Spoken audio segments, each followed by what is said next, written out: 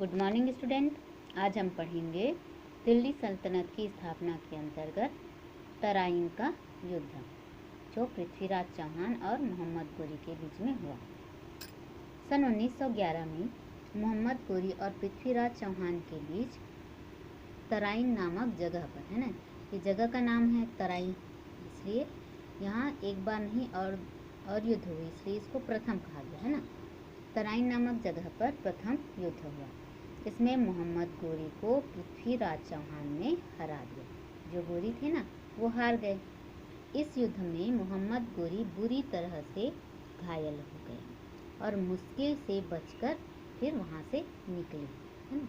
बहुत घायल हो गए थे तो फिर वापस लौटकर गोरी ने, जो मोहम्मद गोरी थे वो हार गए, उसके बाद फिर से वापस लौटकर उसने एक और युद्ध की तैयारी शुरू कर दी। 1911 में हार गए, उसके बाद और युद्ध की तैयारी शुरू कर दी। अगले साल मतलब एक साल बाद 1192 में तराइन के मैदान में दोनों के बीच दूसरा युद्ध हुआ। मतलब तराइन नामक जगह में पहली बार युद्ध हुआ 1991 में, उसको तराइन का प्रथम युद्ध कहा गया। फिर 1992 में और युद्ध हुआ, उसको तराइन का द्वितीय युद्ध कहा गया। पृथ्वीराज की सेना बहुत बड़ी थी, है ना। जो पृथ्वीराज चौहान थे राजपूत, उनकी सेना बहुत बड़ी थी। उसके सेना में पैदल सैनिक, हाथी व घोड़े थे। कई छोटे राजा व सामंत, जो छोटे राजा और सामंत होते वो भी सेना रखते थे ना अपने पास, उन्होंने अपनी अपनी सेना के साथ पृथ्वीराज की मदद के लिए आए। उन्होंने, जो सामंत थे और छोटे छोटे राजा थे, वो क्या है, अपनी सेना के साथ पृथ्वीराज की मदद के लिए उनके साथ हो गए। गोरी की सेना, मोहम्मद जो गोरी थे उनकी सेना बहुत छोटी थी, उसमें हाथी नहीं थे, है ना। और पृथ्वीराज चौहान की सेना में क्या, हाथी, घोड़े, पैदल सैनिक भी थे। इनकी सेना में हाथी नहीं थे, लेकिन उनके पास तेज दौड़ने वाले घोड़े थे और कुशल घुड़सवार, जो घुड़सवारी करते हैं ना उनको घुड़सवार कहते हैं, तो वो भी कुशल थे।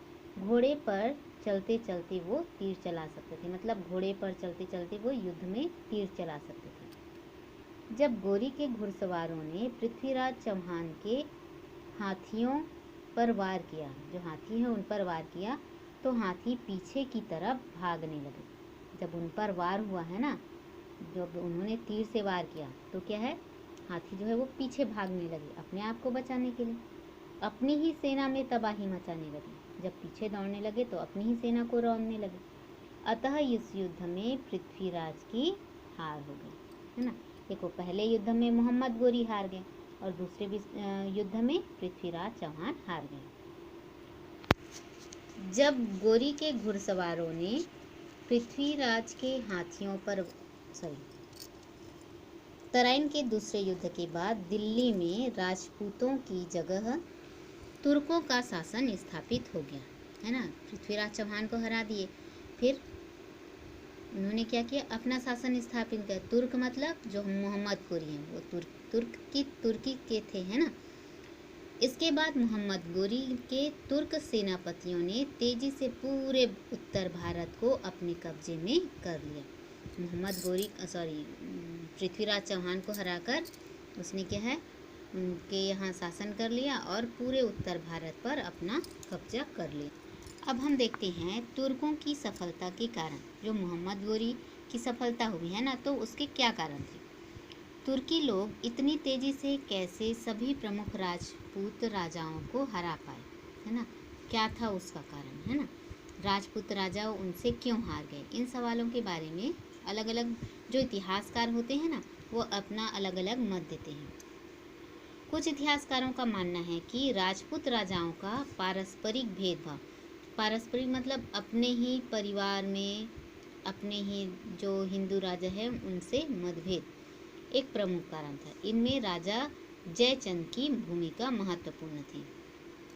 कुछ इतिहासकारों का मानना है कि तुर्क जीते क्योंकि उनके पास फुर्तीले तीर चलाने वाले क्या थे, घुड़सवार थे। वे युद्ध भूमि में भी तेजी से दुश्मनों पर टूट पड़ते थे और अपना बचाव भी कर लेते थे। अर्थात उनके युद्ध के करने की जो तरीका था या फिर जो साधन है, उससे क्या है, वो राजपूतों को हरा पाए। अब हम पढ़ते हैं गुलाम के सुल्तान। तराइन युद्ध के कुछ ही साल बाद गोरी की हत्या कर दी गई। मोहम्मद जो गोरी थी उनकी हत्या हो गई। उस समय दिल्ली में उसके गुलाम अधिकारी व सेनापति थे।